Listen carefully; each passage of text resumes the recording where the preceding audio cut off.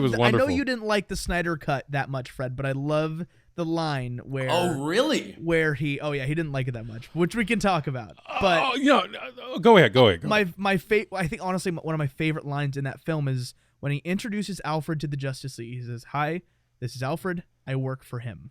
I was like, that is amazing. I love that. I don't remember that. That was great. Yeah. He introduces it's towards the end, obviously, and it's when he's introducing the Justice League to Alfred for the first time, and Alfred's like, why is this water person walking into my Batcave right now? And he says, "This is Alfred. I work for him." And I was like, that's amazing. That's so. I'll have to go back and watch that scene.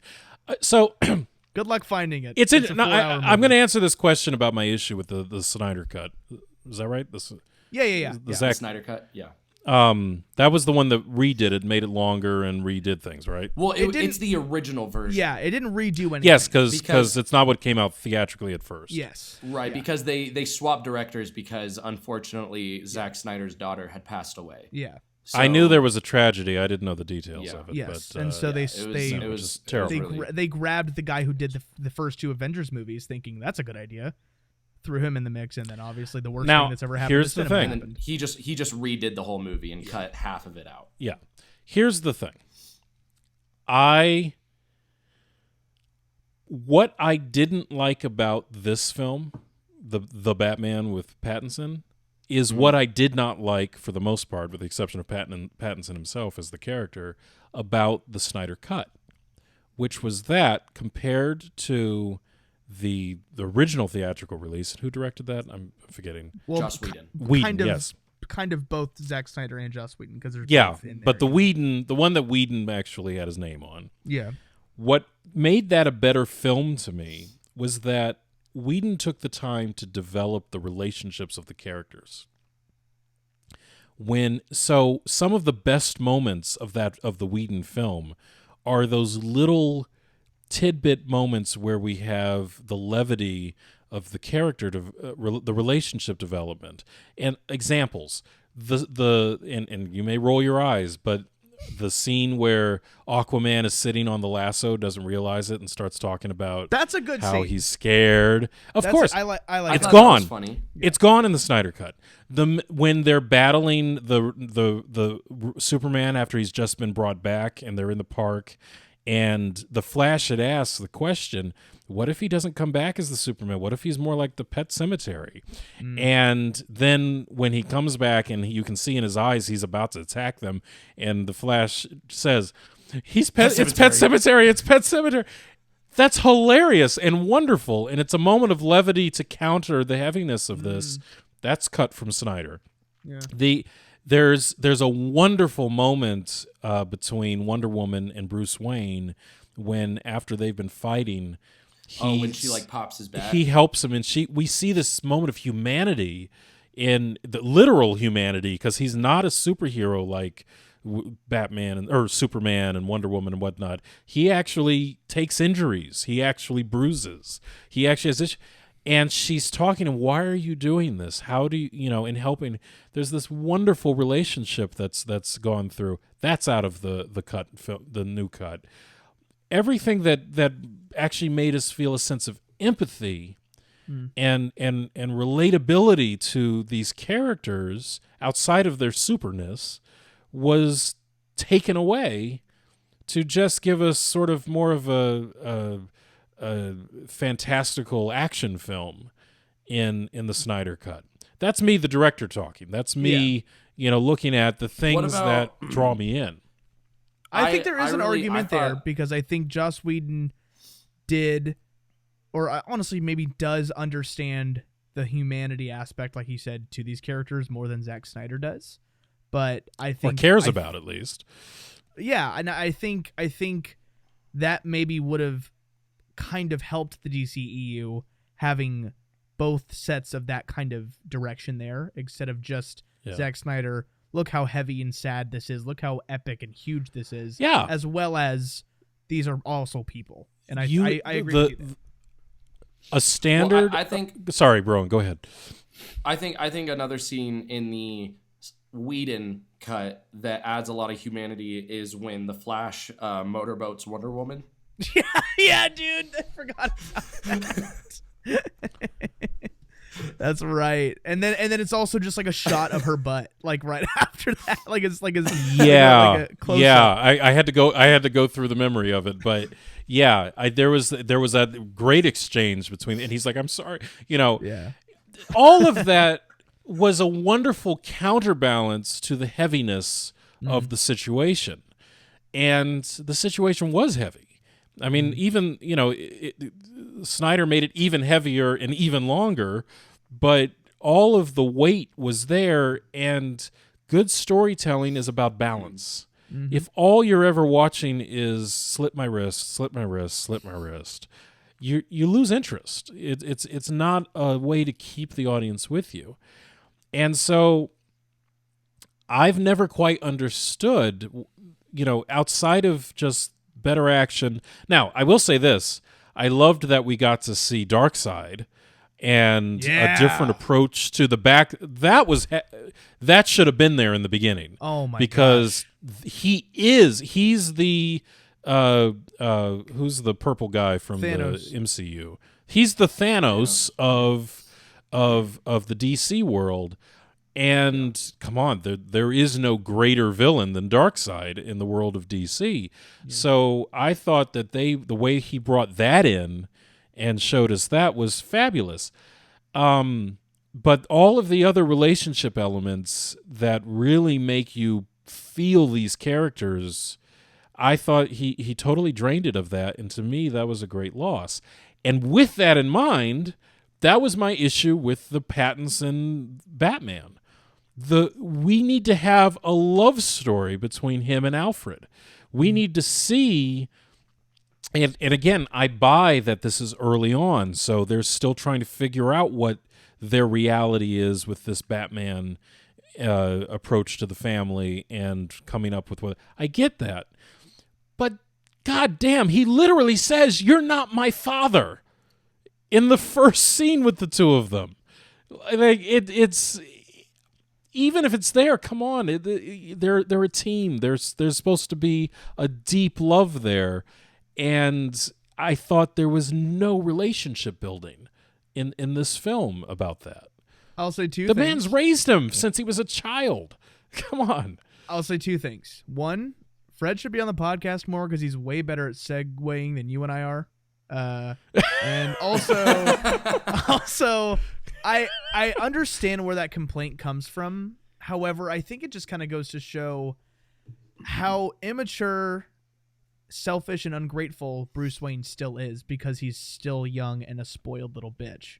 And I'll grant that. I will grant that. I will agree that I think they could have done better having their relationship have more of an arc towards the end. That I will agree with.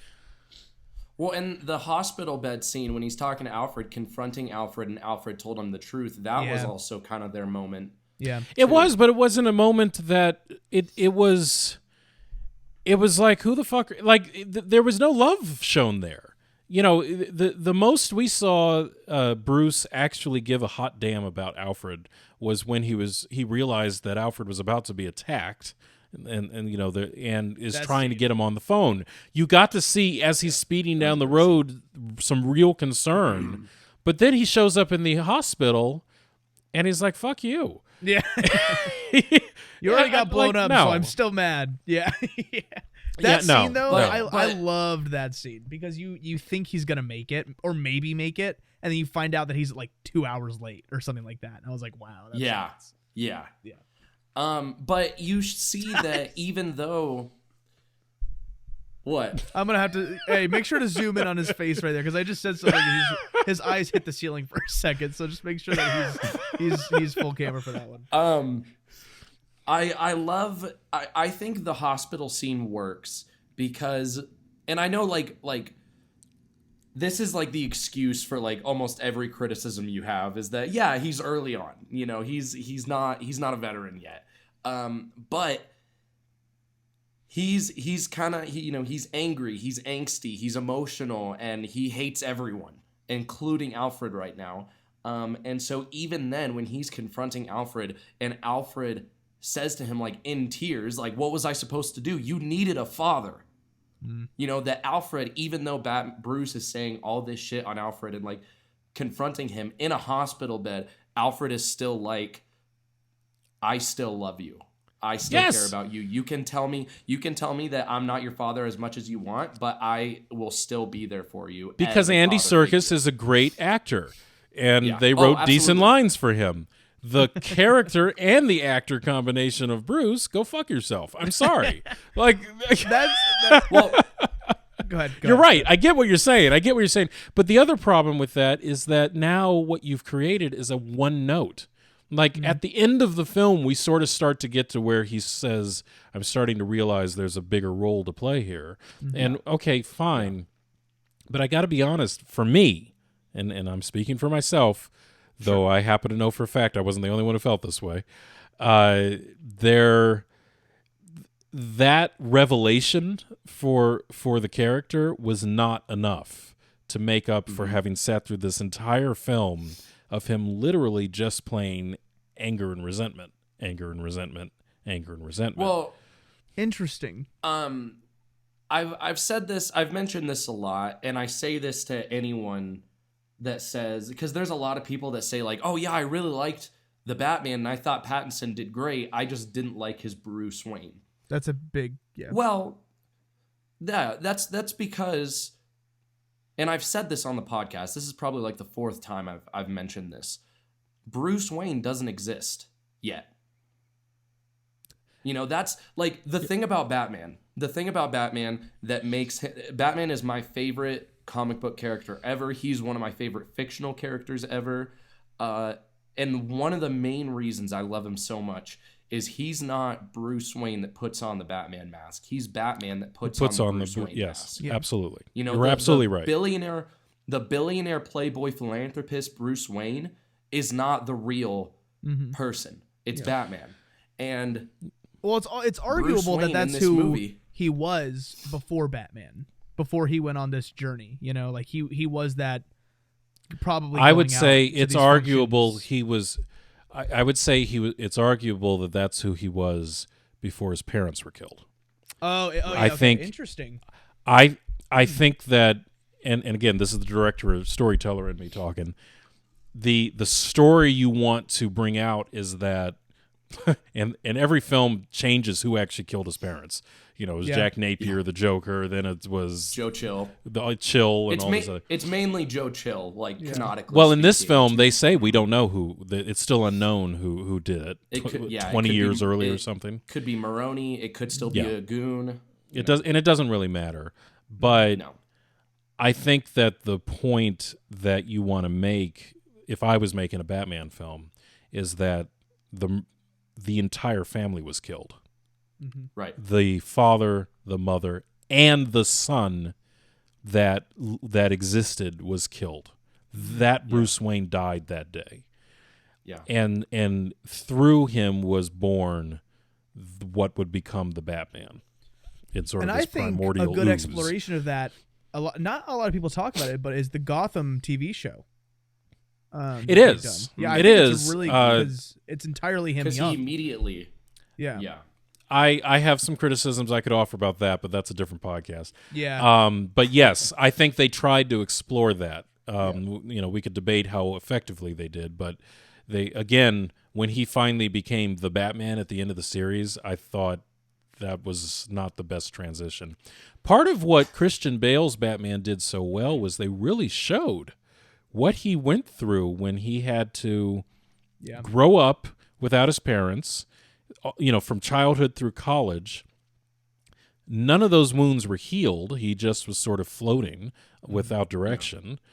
And then he finally met a breaking point when Chill, and he realized he could never avenge his parents in the way he thought he should by killing their killer. And with that lost, his whole purpose was lost for living. But instead of killing himself, he sort of just threw it all away and just let me go where the road takes me and see what's out there. And through that exploration, he discovers the skills and the understanding and the world philosophy and all this other stuff that leads him to then realize the way to truly avenge his parents is through the Batman. And That's an effective backstory. That explains some things.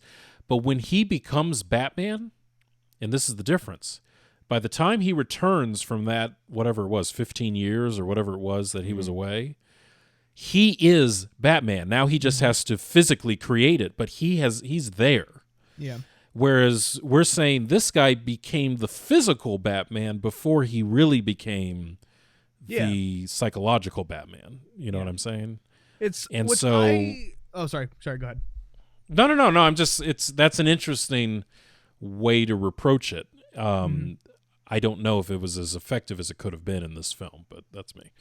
Interesting. I think you're actually 100% right. And I like it because I'm not, whatever. That's the one thing I'm giving you this episode. I like it because, first of all, I like that we didn't have to see his parents die for the 1,000th time. We've seen it a lot. We don't need it again. Yeah. They don't show it at all in the film. I can't remember. I don't think so. I don't remember them showing. No, they don't show the actual. They don't show the actual murder. It's just footage of when his dad was running for mayor. Yeah.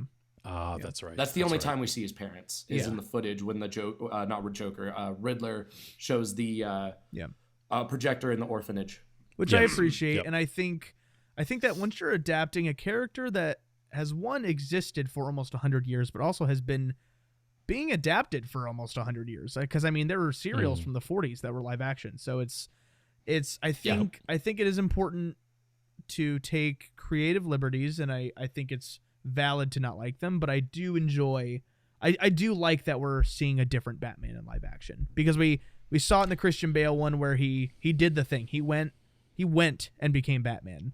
Now here I kind of like that it's more like the Spider-Man thing where he's doing Spider-Man stuff but for the wrong reasons per se, and he's not actually Spider-Man yet or Batman yet. You know, like he's just he's got the costume on. That's kind of it for now, you know. When normally it's the other It's interesting because I'll criticize, even though I love the 89 Michael Keaton film, one of my issues, because I like to have things make sense, is that there's some rumor that there's this guy going around on the streets.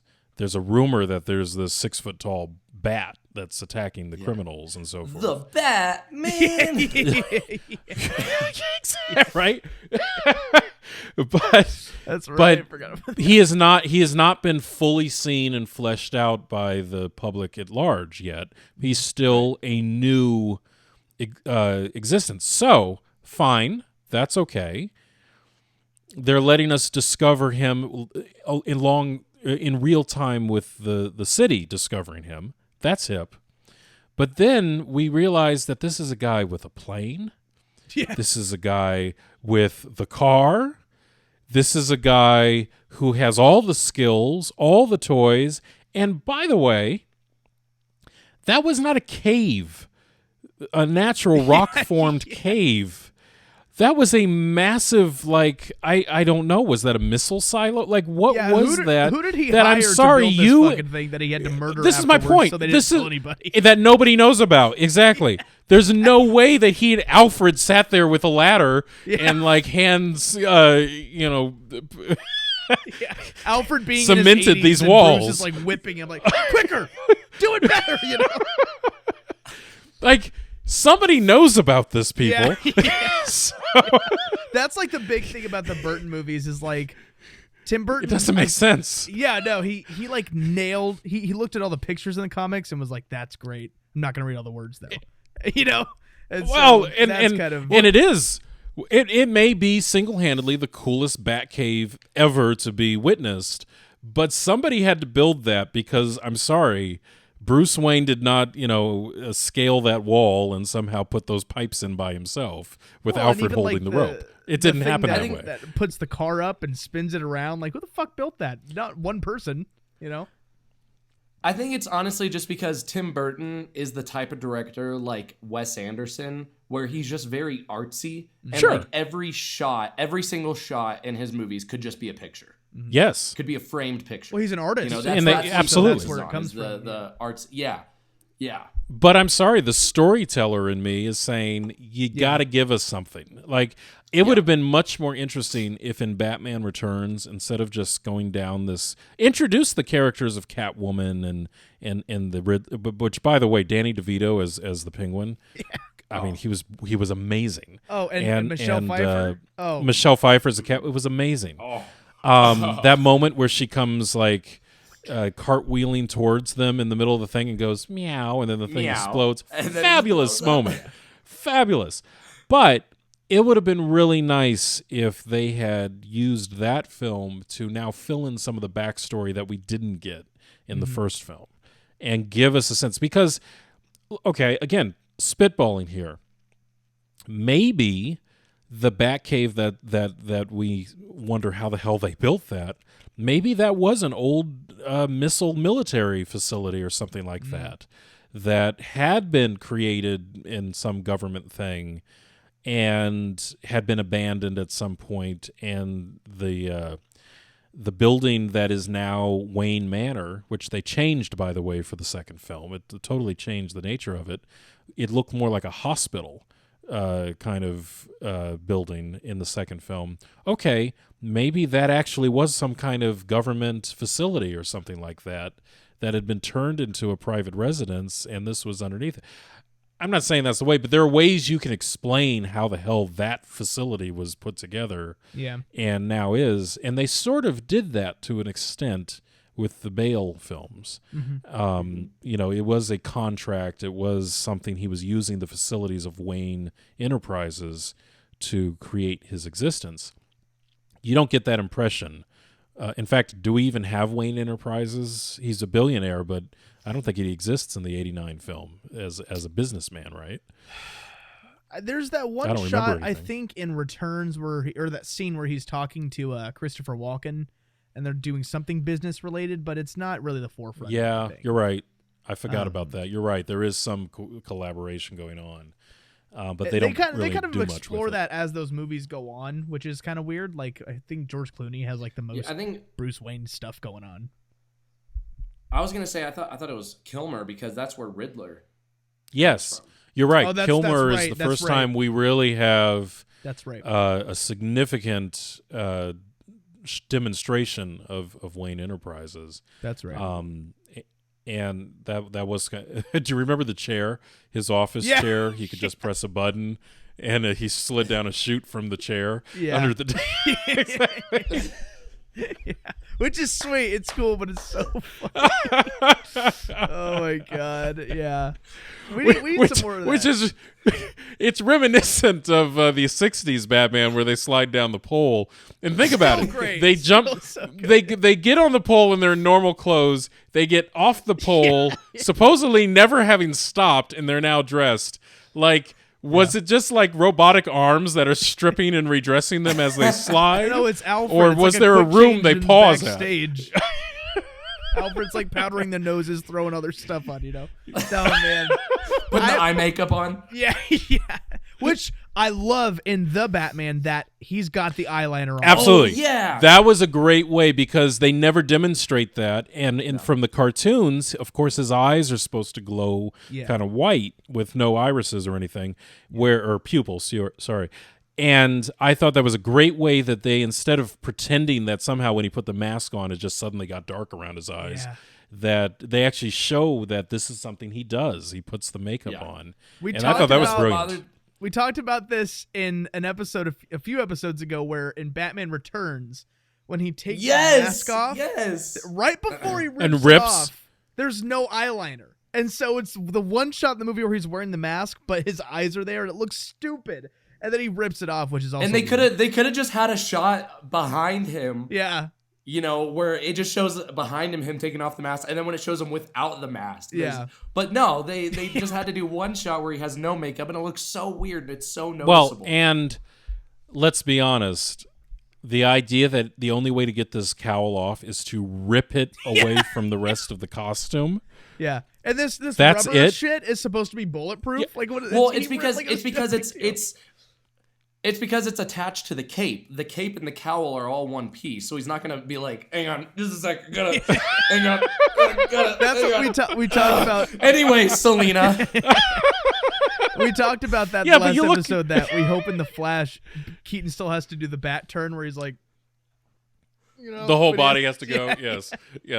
Yeah. He just has, yeah. What's sad is that Adam West is gone because I would love to have like some type of cameo from him in the Flash. That'd be amazing. Or even Christopher Reeve. oh my gosh, You know, I mean, What would have been fun is to have Adam West be the old Bruce Wayne, and had like Val Kilmer's, or not Val Kilmer, but one of the other guys play the young guy or whatnot. yeah, Michael Keaton in his 70s is gonna be Terry. That'd be really funny. Yeah, exactly. Yeah. That'd be great. They're really old. Yeah. Which they kind of did for Burt. I forget his name. Whoever played Robin in the '66 series had that one cameo Burt Ward. on Burt Ward. Elseworlds, right? On the Flash show. Yep. That was really cool. And did you notice that it was great? It was a brilliant lighting design. In that scene, they changed the entire lighting design to look more like the primary colors 60s Batman. Did It's not like realize that. oranges Cool. and reds. Yeah, go That's back very and look at it. It's really a brilliant moment. But yeah, Director, sorry. I love the eyeliner thing because it also just I love that it's messy and it's running down his face, and that when he's in and out of the bat suit so often at night that he just takes the cowl off and throws a jacket on and he's still Batman, you know, without the suit. Like when I love that a lot. And I want to say one thing I love about the cowl, and like, because obviously like one of Batman's signature things is his cowl and like how it kind of blends into the cape. And then that was a big criticism with The Dark Knight, is that Yes. his, you know, he was able to turn his head, but now it just looks like a helmet. Yeah. Because Part it's of the it's problem, though, detached. part of the problem, and I don't disagree with that criticism, is that in The Dark Knight, the cape was cloth, Yeah. whereas Right. the rest of it was leather, rubber, whatever it was. Yeah. So Yeah. it was distinctly a different material And from shade. the rest of the suit. Yeah. Yeah. What Whereas- was it? Memory cloth? Memory Yeah. cloth? Well, is it what was they said supposed to have this thing, and Yeah. so I don't have a better solution for them. But visually, yes, it was very clearly a different thing.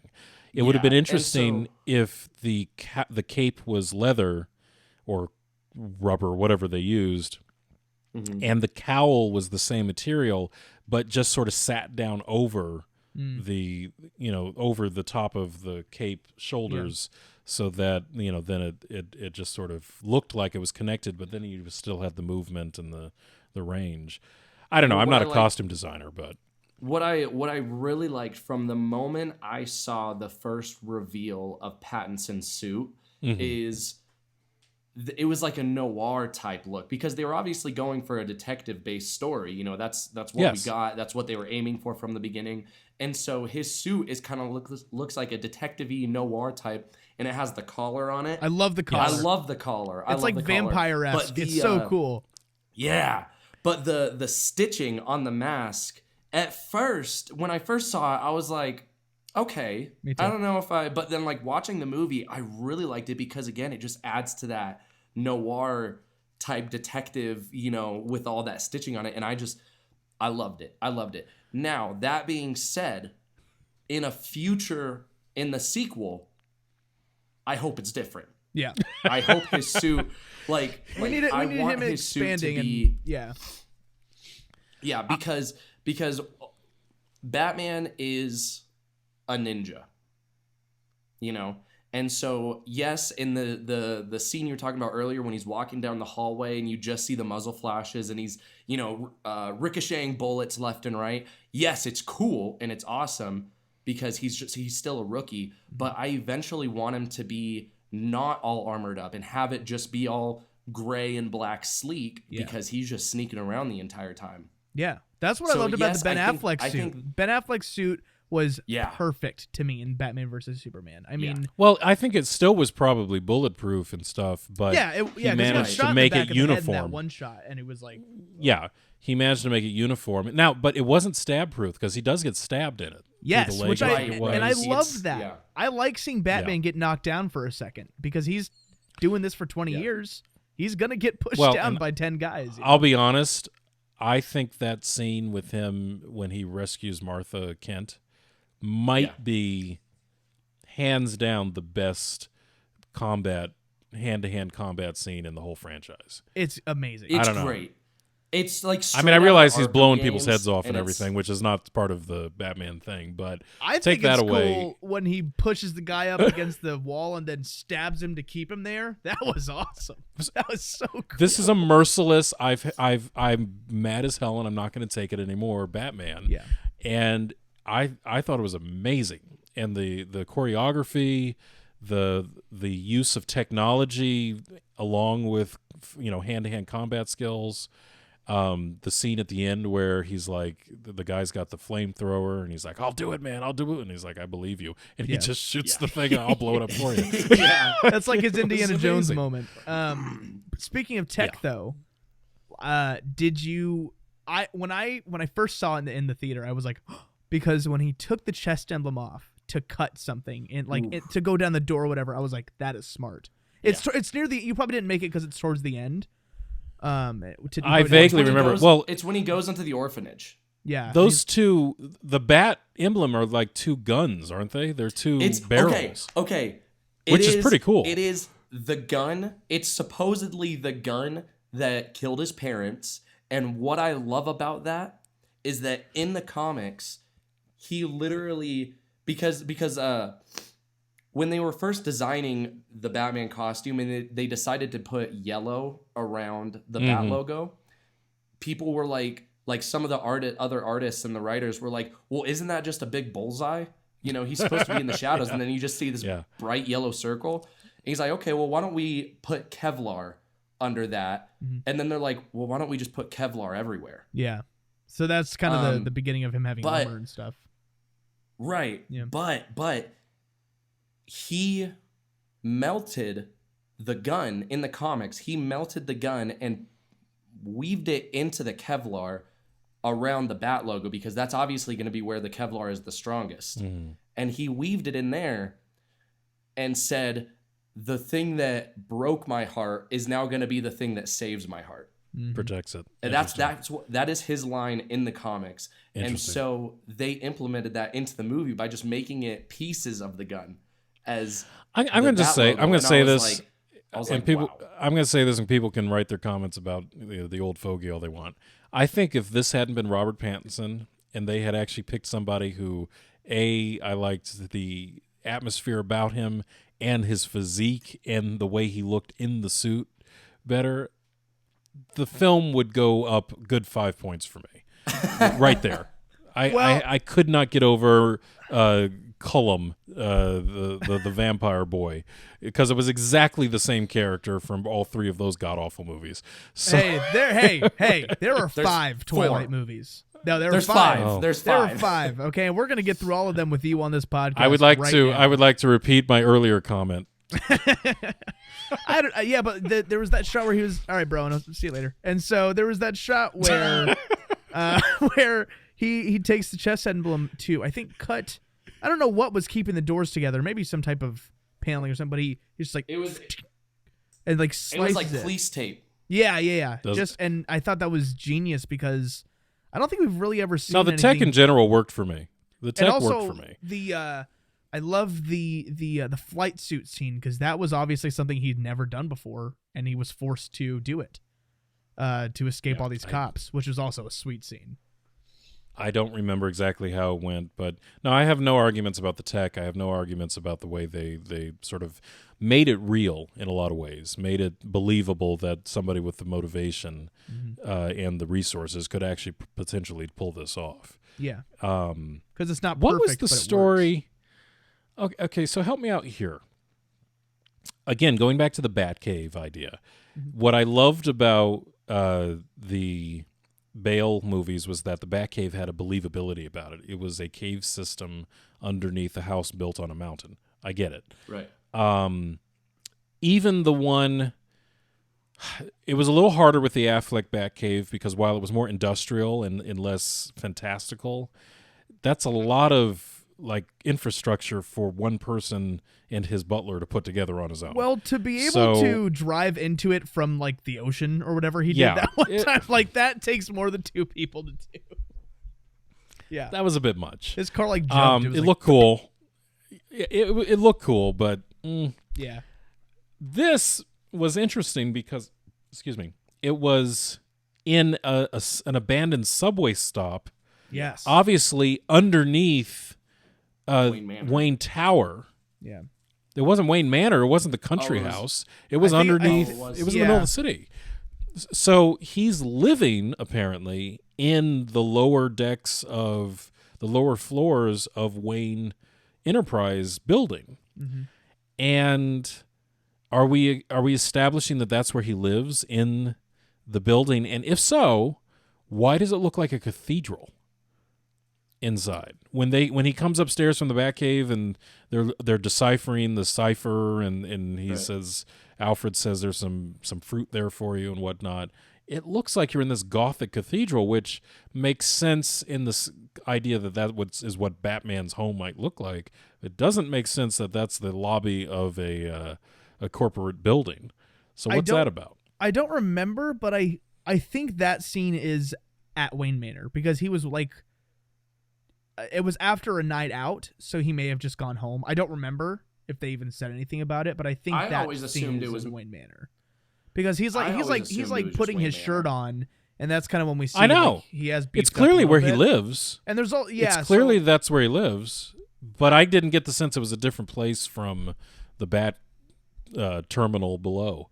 I'd have to rewatch it, but yeah, I don't know. But I do like that I think the Bat Cave, that little abandoned subway terminal or whatever, was kind of like the Roosevelt thing, where it was a way for his rich dad to get around without, you know what I mean, having, I don't know. I think because it said Wayne something on one of the subway cards. It said something like Wayne that. Terminal, which Yeah. is to suggest that it was either a stop along the subway route, which somehow has been closed off, Yeah. or it was the end of the route, like it ended at the Wayne Tower, which ties into some of the other films where it said Wayne Tower was sort of the heart of the transit system and all this other stuff.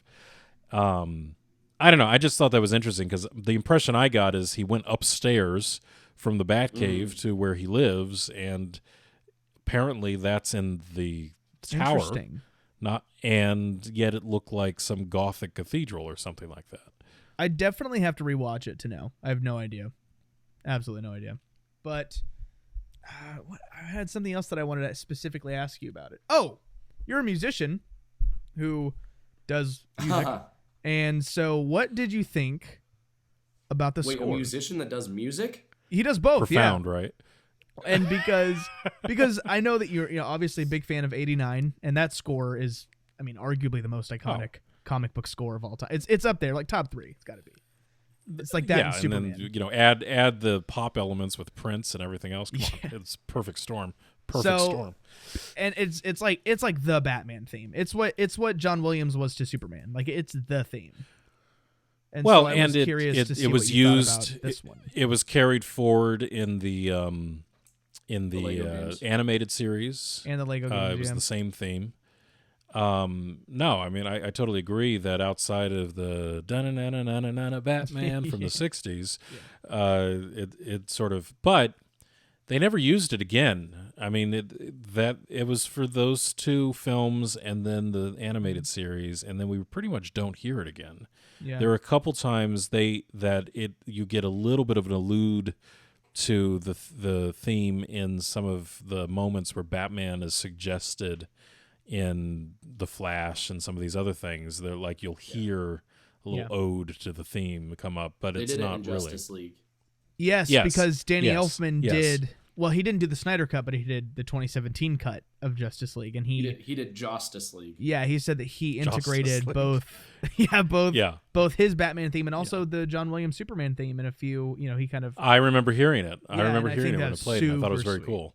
because Danny Elfman is As far obviously as- super arrogant, and when they were like, what do you think of Hans Zimmer's Batman theme or whatever, he was like, I don't care. I wrote the Batman theme. I'm him. Like I did it. So Well, I like because that. Hans Zimmer doesn't have a Batman theme.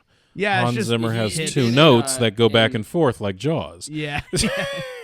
Well, Hans Zimmer kind of had a Which brings me Go to ahead. Sorry, what did- bro. how, theme in Batman vs Superman. how did you feel about this not just the theme. I mean, the theme in general, but also the score of this film. So, all right, this is a much longer conversation, which is its own podcast, but there is a difference between scoring music to underscore and just simply support the visual storytelling going on the screen, and creating an entire character. If an 11th character in a 10-person cast, that is the music. Mm-hmm. John Williams is the master at creating another character through the music. Why do I say it's another character? Because if you listen to a John Williams score of just about anything and take the entire visual film away, you have a perfectly fulfilled art form in itself. The scores that he creates for movies, the characters that he builds through the music, either to represent a character or to stand on its own, they are completely fulfilled art forms in and of themselves. Now let's talk about Hans Zimmer as a counterpoint to that. Hans Zimmer does something masterfully, which I call soundscaping. He creates an environment. He creates an underscoring to a visual storytelling that is wonderful partnering of sound and sight.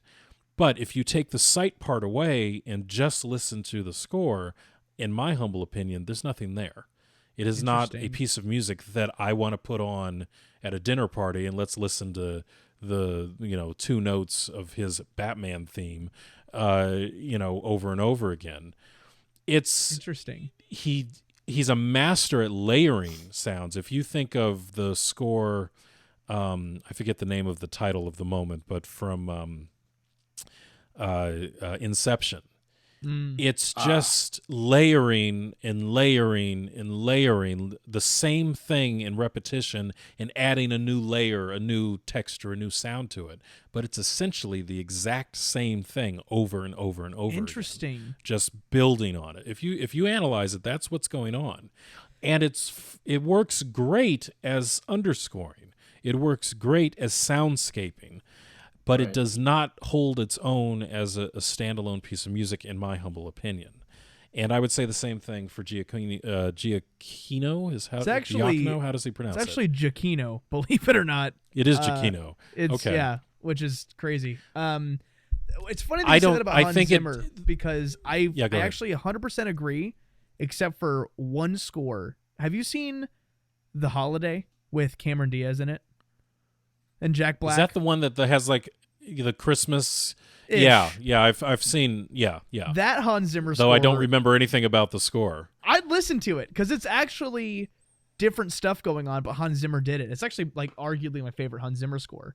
But I'll have to go listen to it because good. I can't think of the music. So you think I remember the scene with Jack Black in the video store doing all the great music themes, and that's the irony because everyone he calls out as being a great score is a great score because it's a score that stands on its own. Yeah. Like it's totally something you could whistle, something you could sing, which he's demonstrating. Try and do that with a Hans Zimmer score. The way we're talking about. I love to nothing to listen to whistle. Hans Zimmer, but I get what you're saying. And you saying that John Williams, I mean, his scores are the other character. In Jaws, he's the shark for most of that movie. So you don't have Jaws without John Williams. No. But I dare say the films that are so famous that he worked on would not be nearly as famous if it wasn't for the accompanying scores. You don't have Indiana Jones without don da da don don da don. You don't. They don't exist separate from each other. Star Wars, yeah. You don't Star have Wars. Star Wars. Harry Potter, even. Superman, Harry Potter, absolutely. That's a big I think. one. Superman, you can argue Hans Zimmer's Superman soundscaping works great. I mean, it really does The for flight that film. scene is It's wonderful. Yeah. But again, take the visual out of it, and I don't know that you're really going to listen. You're not going to go through your playlist and let's listen to the music to the Hans Zimmer's Superman. You will listen to John Williams' Superman by itself. I was like, you know what? I was actually just listening to this before the podcast. Let me pause the Man of Steel score really quick. What were you saying? Sorry. It's the flight scene specifically that I love. Yeah. It is good. The flight score is the Yeah. one I listen to the most. But I also I don't just listen to the flight score. Like because I have a playlist of all my favorite movie scores, and when I hit shuffle, I'll go through and look for the flight one, and then I'll go through, and when I find it, I'll make sure to put the John Williams one like right before it. Yeah. So 'Cause I it gives listen you to John context. Williams and then Hans Zimmer, and then Here's the thing. If the John Williams gives you Superman, now you can take that image of Superman that John Williams, thank you very much for giving me, and now I'm going to see him flying to Hans Zimmer's score. But if you don't have John Williams' Superman character, the Hans Zimmer is just some interesting music that sounds like something exciting's going on, but we don't know what it is. The minute you hear Superman from John Williams, you have the whole film it's done. Superman. It's magic. You know what I mean? And I was at work the other day. I was humming the John Williams Superman theme, and then I accidentally started humming the I think like the 40s cartoon serials theme, which is similar. And I think that John Williams took that and was like, I'm sure. yeah, like, here, hold my beer. Like, I'm going to make this better, and did it. And so I that was really Look, fascinating to me. There is an old adage that amateurs borrow and professionals steal, and that is absolutely. The Jaws theme is it's not Mendelssohn. Shoot, I'm suddenly forgetting. But the Jaws theme is an old classical orchestral piece. Interesting. That Sibelius. It's Sibelius, and he opens one of his most famous pieces as Dun. Well, Dun, even Home Alone. Bum, bum, bum, bum, bum. All of that is Sibelius that then John Williams turned into something else. Yeah. What was Yeah, Home Alone?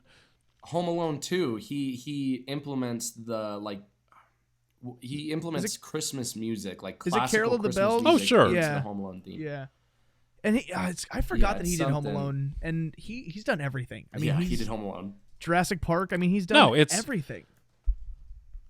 Which, by the way, just total aside, for all of you debating out there whether Die Hard is a Christmas film or not, the fact that in the score it has Winter Wonderland themed throughout, automatically for any musician out there, it's a Christmas film. Done and dusted. Boom. Period. Done. Even Bruce Willis is wrong now. Well, anyway, back to the movie that we were attempting to talk about half an hour ago. What was that? Mary Poppins? What? I think what you're saying about Hans Zimmer and then about the Batman score is, I'll say it's true about the theme, because Batman's theme is just, as much as I love it, it is just kind of building on top of itself into this huge symphonic thing from these two notes. But the rest of the score, I actually, specifically Catwoman's theme, really resembled a lot of the Catwoman stuff from Batman Returns that Danny Elfman did, which I loved. It was almost eerie and creepy, but I don't think it was an accident. Yeah, no. I'm sure it was a call out. I don't know if you caught it, but then the Riddler's theme was Ave Maria in a minor key, which I thought was really cool. Yeah. Mm-hmm. Yeah, very cool. No, I thought there was a lot of creative use. I think, because here's the thing, this motif is what we call it in music. These motifs are, they're specific, they're clear, and they are creative, even if they're not necessarily original. They're creative use of perhaps inspired material from something else. I think, when we talk about scoring a film, the difference for me, and this is why, I just think he's so beyond amazing with John Williams, is that it's not just a theme. It's not just an art motif or leitmotif. It is an entire character in a fully fleshed out symphonic piece. Yeah. That is it, not just a little 2-measure thing that sort of comes in when the character walks in the room. It's there. Mm-hmm. And that's just the difference of the fully fleshed out elements. You can take, as John Williams has with almost every film, I'll take Star Wars. You can take his themes, his motifs for each character, and he has an entire piece. Mm-hmm. Yeah. I don't think you're going to necessarily do that for Hans Zimmer 2-note Superman theme. Yeah. It doesn't work into an entire symphonic reality.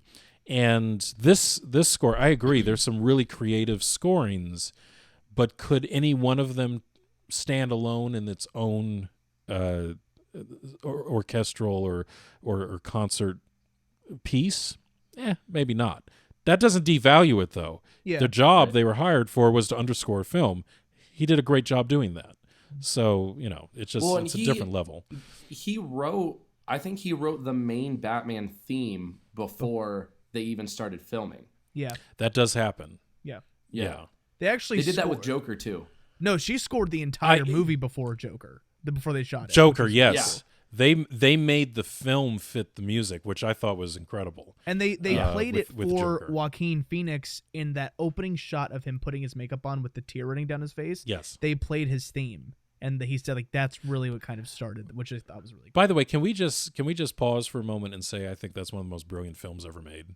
Joker. Wow. Oh my God. Joker. No, it's amazing. I think I truly believe it is better than any MCU movie. I think and again, going back to why I did not like the Schneider cut, that movie was entirely about relationship building. It was entirely about the humanity underneath these monstrous characters and why they became that way. Anybody who walked out of there saying mental illness is nothing of any was not completely taken to a new place in their understanding of the importance of these issues. Yeah, through a fucking Batman film. Yeah. I mean, there was that no movie's Batman great. there, but that's essentially what People it was. have really turned on that I thought it movie was recently. brilliant. I don't know why. I think and he's amazing. I mean, Joaquin Phoenix is amazing in that. It deals with some difficult stuff, and people don't like to look at difficult things in the face and deal with it. It's true. And no, I'm sorry. That's why we were hesitating on having you on the podcast, but we finally did it. Yeah, well, an hour and 46 minutes. Sorry we couldn't find anything to talk about. However, I was actually listening to the Cinephiles yesterday. I was re-listening to their Raiders of the Lost Ark episode, and they were talking about how John Williams, like you were saying, writes. I mean, he has a theme for almost every character, every main character in all these movies. Oh, absolutely. They were talking about how the Ark has its own theme, and every time you hear that, or it does. And it's Yes. like, I know exactly what theme it is. Yeah, it's amazing. And I mean, Marion has a theme. Who the fuck would, I mean, like it's amazing. He is and brilliant. characters. Now, do you know the story? Have you heard the story of when he proposed his Jaws theme to Spielberg? I don't know. It's a great story. If I have, remind me. So apparently, and correct me if I got some of this wrong, Rowan. Apparently that No, that's in not this the case, way it happened. So what happened? I'm just kidding. You can tell the story. No. Go ahead. You're just like logging out. Essentially, John Williams started working on the music before the film was done, but there was footage, and we saw some of the footage, and he was able to start getting a sense of what was going on, and there was, he needed some time to think of what do we do with how do we create Jaws in our mind, in our psychology, because we aren't seeing him as the film was turning out because of all the mistakes or accidents they were having with the mechanical shark. They weren't getting to see him. So suddenly the music was becoming more and more important in creating a character that we can't see. So John Williams is working on this, and suddenly he has the moment of illumination. He calls Spielberg up. You got to get over here. I got the theme. I've got it. You got to come see this. And they're like, well, just tell me over the phone. No, you have to come to my studio. You have to hear this. So all the way through Hollywood and in L.A., Spielberg comes out to his house. They go up to the piano, and he says, all right, you ready? And Spielberg, sure, lay it on me. And he's expecting, of course, this great, huge moment, right? And Williams goes to the keyboard, and he goes, dun. That's funny. And Spielberg's like, and? He's like, no, that's it. That's it. And he's like, what do you mean that's it? He's like, that's the shark. Done. Wow. That's amazing. Well, and Spielberg's like, yeah, that's funny, John, but what really did you write? Yeah, Like, exactly. he didn't even believe him. He didn't even believe him. That's really funny. That's hilarious. But of Did course, have you seen Nope? yes, Yeah. Did you like it? that's another podcast. He actually didn't love it. I showed it to him. He didn't love it that much. Okay, that's fine. Would you agree, because this isn't just me saying it. This is what Jordan Peele was going for. Would you agree that it's like Jaws in the sky? I can see how he was shooting for that. I don't know Right. that it worked as well, but I can see that that's what he might have been going for. There's a I think I sent it to you, Parker. But Yes, there I was a at work, video so I haven't saw. watched it yet. But I really want to watch it. I found a second one. And I'll send it to you because it's better. But there's a couple of videos where people take a scene from Nope and they'll implement the Jaws theme, just the Whoa. and it works. That's cool. Okay. That's Because I wanna see don't that. You gotta the send ship. that to me. It's only you only see it in the clouds, and then it comes, and then you just hear it getting closer. Bum bum bum bum bum bum bum bum bum. That's bum, cool. bum, I can bum, see it. bum, bum, bum. And it's like, yeah, this works. This is totally Jaws in the sky. That's amazing. You got to was send me really that cool. video. I want to see that. I'll send the second one to Parker, and then he can show it to you. But No, that sounds amazing. And yes, I It can was see cool. how that would work. Very much so. yeah, it was really cool. Well, considering we've not been talking about the movie for probably the entirety of this episode, I think we're done. Well, actually, I think we've covered it. I would definitely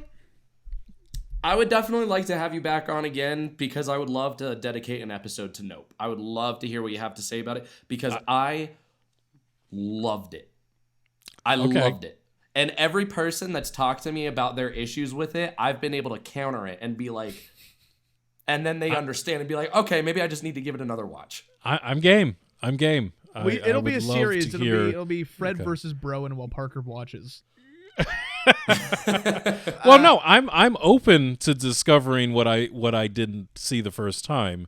I definitely have some questions about the story in general. And I pretty much I'm not like bragging or anything. It's just I've seen the movie so many times. I understand every little thing in the movie, because I loved it. I saw it opening night and I was like, yeah, that's one of the best movies I've seen in a long time. And I had so many questions that I rewatched it so many times, and now I have a full understanding. I love it. I loved it even every time I watched it. I loved it even more because I got to understand it more.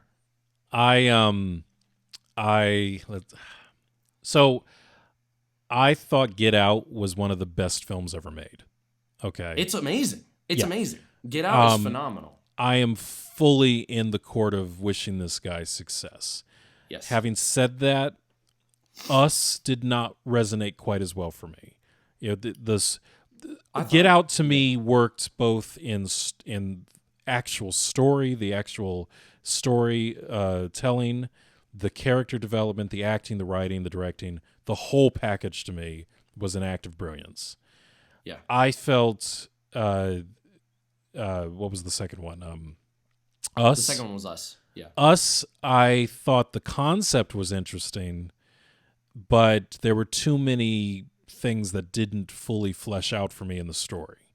Right. But as far as the acting and so forth, I thought was still an interesting film. With Nope, yeah, okay. What did you like more, Us or Nope?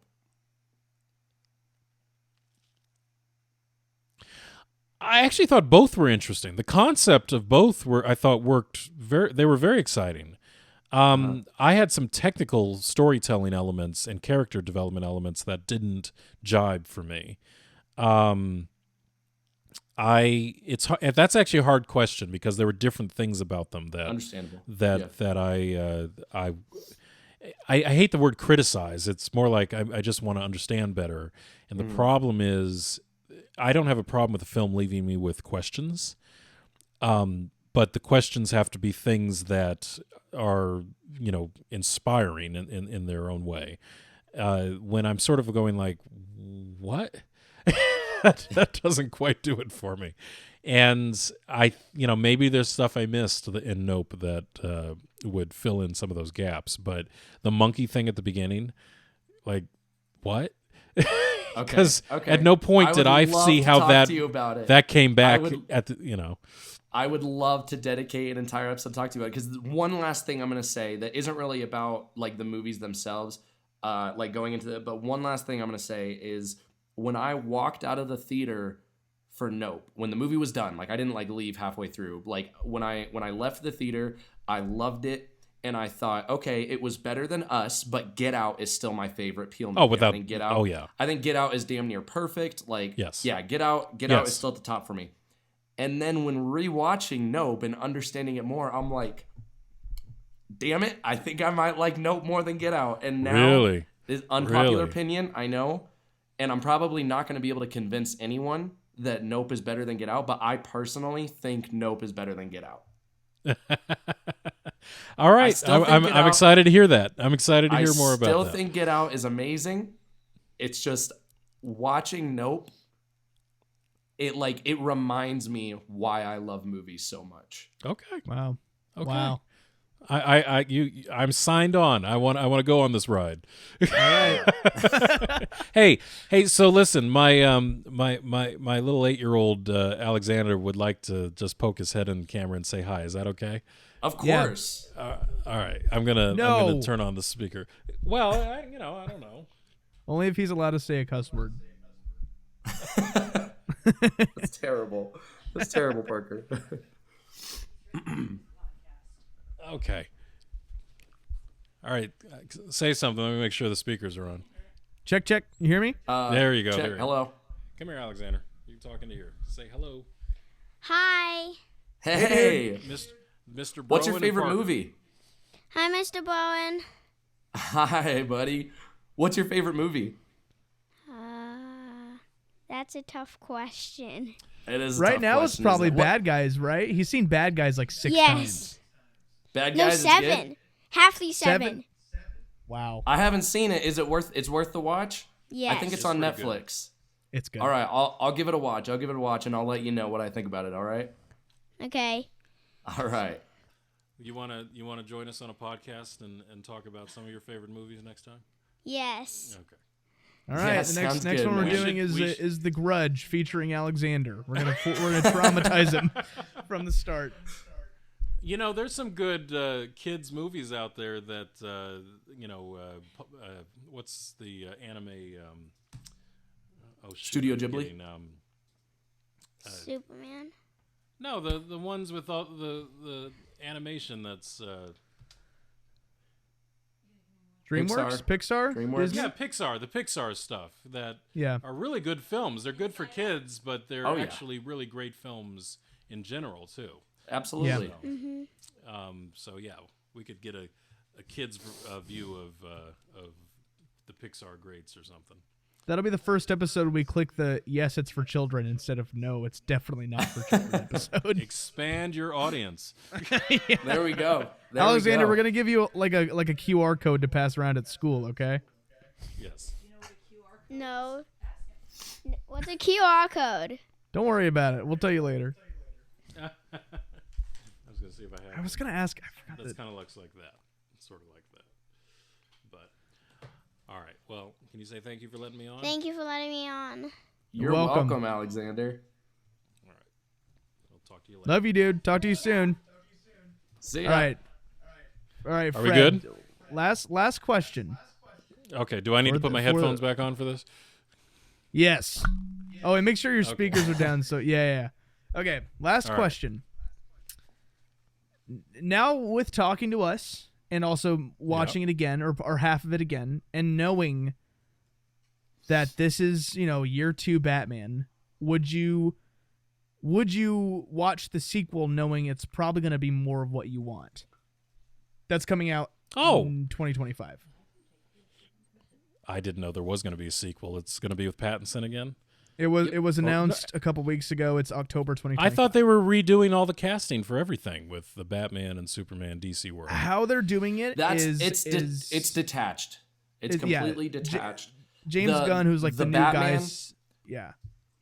He's saying that the it's going to Batman- be Elseworlds or something like that, right? Right. its own Yeah, thing. it's DC. It's DC Elseworlds. So the Joker, the Joaquin Phoenix Joker movies, because we're getting another one of those with Lady Gaga as Harley Quinn. And then Yeah, and yeah. And then the Matt Reeves Pattinson Batman movies, those are completely detached. They're not even connected to each other. They are completely their own things, completely detached from the new DC universe. Okay. Which is going to be the MCU of DC, the new rebooted MCU of DC. Okay. All right. Get this So though, Fred. that's- Not only is Lady Gaga in the sequel, it's a musical. Yeah, it's a musical. Yeah. It's a musical. I'm excited. Now, I I'm was excited. really not excited for Lady Gaga, but I saw the first official still that was released, and my mind has changed. I was like, okay, this might actually really work. Actually, no, the idea of Lady Gaga playing Harley Quinn, that doesn't bother me at all. In fact, No, that I seems actually very would- natural. I was very happy she's about already it. I was pretty very much happy when there. she got cast. Yeah, there's not really a stretch.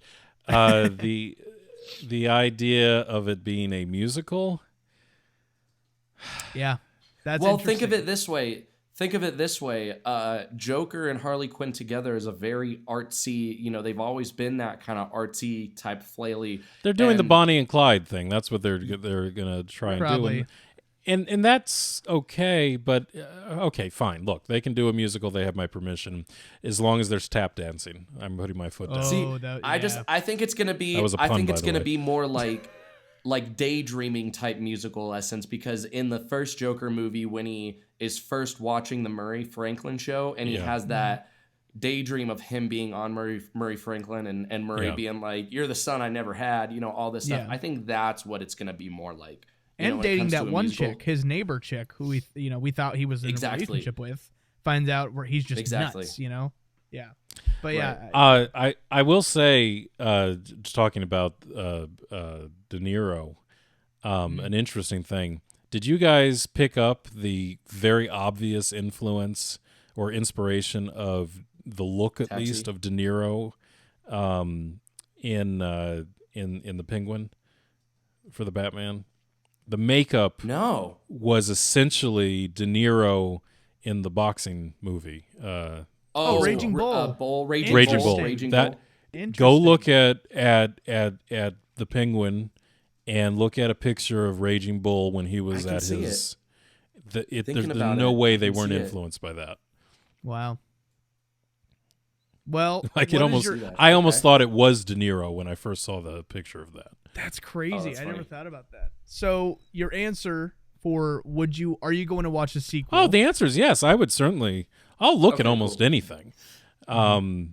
And I mean, if you're going to ask me about it, I'll even inform myself by suffering through it. Mass quantities of alcohol may be consumed in the process, but I'll watch almost anything. There are a right. few things that I've refused to, like The Passion of the Christ, just to give you an example. I'm not going to look at that film. I will not sit through that film. Is I've that, seen it once. Mel I don't want to Gibson? rewatch it. Yeah, it's Mel Mel Gibson? Gibson, and I forget. There's the guy doing who a sequel plays it. now. Of Passion of the Christ. What the I don't Return? understand. Okay, hang on. I don't he understand. talked about it on Stephen Colbert, who's like a huge Christian. He's like, yeah, we're gonna do the sequel, and Stephen Colbert was like, okay, It's going to be called 3 Days Later. yeah. No, I don't 28 days later, understand but why like the they're making a prequel. sequel. Yeah. I don't understand why they're making a sequel to Passion of the Christ, because the main character literally dies at the end of the movie. Like, what, you gonna bring him back to life or something? It's Well, stupid. I'm saying it's going to be called 3 Days Later, The Return, right. The Rising. Yeah. It's a multiverse movie. It's Jesus like on Earth 2 or something like that. By the way, it's funny you no. say that, because I think one of the coolest, you talked about the noir kind of approach to Batman. I think one of the coolest images of Batman we've seen on the screen are the dream sequence Batmans from when he falls asleep in Batman versus Superman. And Oh yeah. he's- Oh, He's got, like, the trench coat the on. nightmare Batman. and he's got the The trench nightmare, coat the nightmare. and the nightmare. goggles. Yeah. I thought that was so cool Yeah, that to was- see that. Yeah. I want an entire movie on that. so badly. I want an The sort of entire nightmare dystopian, movie. like it all failed, and now we're Yes. just trying to. How cool would it be if they did? So they did this Spider-Man universes thing where it was all the different Spider-Mans that showed up. How Spider-Verse. cool would it be? The Spider-Verse, yeah. If they did the Batverse, where People it was have talked like about that. A lot of people. They have wouldn't talked trust about each that. other. They No, wouldn't of course trust each not. other. They wouldn't trust each other at That's the all. funny part. But I think it'd be you know, hilarious to see like super teched out Batman like Ben Affleck seeing Well, they ideally have if- done this in some of the animated versions. Like there's one where it's not Bruce that became Batman, it's his father. Because apparently that's the wife the and Flashpoint. son. Flashpoint. That's Flashpoint. That's what. Yes. That's what the Flash movie is based off of. His Flashpoint, Oh, okay. and I where didn't his know that. mother turns into the Joker, and his dad is and so that's they're really basing it. 'cause And his Barry dad in is much the more movie, violent. He uses guns. He kills. Oh yeah, no, he's Yeah. the wrong I'd love way it. it worked out. But then do like the Tony Stark version of Batman, the Iron Man Batman kind of thing. Yeah. Yeah. And Where he's public about it. the samurai version, we've seen that in some of the Yeah. animations. Yeah. That'd be really cool. Um, yeah, honestly, that'd it be would sweet. be- I mean, now that there's the DC Elseworlds thing going on, they kind of could. They could just be like, hey, What would here's happen the if Batman 30th was the one that Batman came this to this year. world? What if Ooh. Batman was actually from Krypton and landed, but he fell into a cave? Oh. Have you seen that? What's it called? Where Superman he lands in Germany, right? Is that? Yes. I forget what it's Red called. No, Sun. it's in Russia. He Russia, lands in Russia, Russia. and he That's right. becomes Red Sun. part of the communist. That's the, right. the red. What is it? The Red Sun. Man or something like Red that. Sun. Red Yeah, Sun. They- Red they Sun. could do I only so said much. it 4 times. Nobody's listening to you. Nobody cares about you right now. Yeah, they could Turn your absolutely- volume up. Yeah, I'm kicking you out of the. How do I get you out of here? We're sick of hearing from you. Well, No, yeah. this was like an Long. hour and a half longer than I thought it was going to be, which is not a problem at all. I mean, we could split this into 2 and be lazy about it. So, yeah, I'm not. Your work's cut out for you. Yeah. Yeah. And, Well, hopefully we provided some entertainment and enlightenment. yeah. Yeah. And you listen to Fred's podcast, the Civil Discourse. This is not a safe space where they talk about important things that aren't Batman. Yeah. We get real Yeah. or something. You should have, Well, we'll have you and Mike on. Oh my God! Imagine having Mike on this one, just blowing his mind about. Hey, Batman. Mike is actually my co-host for Civil Discourse. This is not a safe space. Mike is actually a huge film buff, but he's into the real like picture films. Yeah. Kurosawa and classics and a lot of the newer stuff too. But he's a proper film buff. The other guy you should get on here is your other uncle, Chris. Talk about some classic. Well, once we stuff. convince him to own a piece of technology called a computer, maybe he'll end He up- has a we'll computer. We'll call him in. I don't know it's if from, he like, has a the camera, 80s. but yeah, his computer takes up half of his house. his computer's He has, the to, one. he has to for- wind it up before. Yes, yeah. No, remember the film where the computer tries to launch all the nuclear weapons, and that's Chris's computer. Like the N64 Patriot is like- Games or whatever it was called. Before he turns it on. And every Well- time he starts, he's like, Yeah. It's like a fucking lawnmower. It's like, click. Yeah. Well, this was amazing. Believe it or not, Fred and I are 8 minutes away from each other, but we're still doing this online for some reason. Actually worked out. There it is. And So, I actually have another microphone on my setup here, so we could do it from the same room here. you can absolutely do it. But Hey, we got, Broen, like- it's awesome to chat with you, man. Good luck in all Yeah. your endeavors, and I hope we get to see each other through the intranet again here. soon. absolutely. Yeah, thanks for being on the podcast. We're definitely going to have you on again soon. Hey, my we pleasure. should try to pick a movie that he will hate so much, and then force him to watch it for the podcast. Oh, the Barbie movie that's coming out this year. Barbie's coming out this year. I know I said I'd watch anything, but that was a lie. Hey, it's Margot Robbie. It's Margot Robbie. And Ryan Gosling, and Yeah. Will Ferrell, and Simu Liu. Or Simu Liu. The Margot Robbie, you had me. I'm not sure about the rest of them, but Yeah. Hey, Margot. Let me tell you. You know what? Wait, bro, you haven't seen Babylon yet, have you? I haven't No, either. it's on Paramount Plus, I think. So Yeah, we need to Yes. watch that.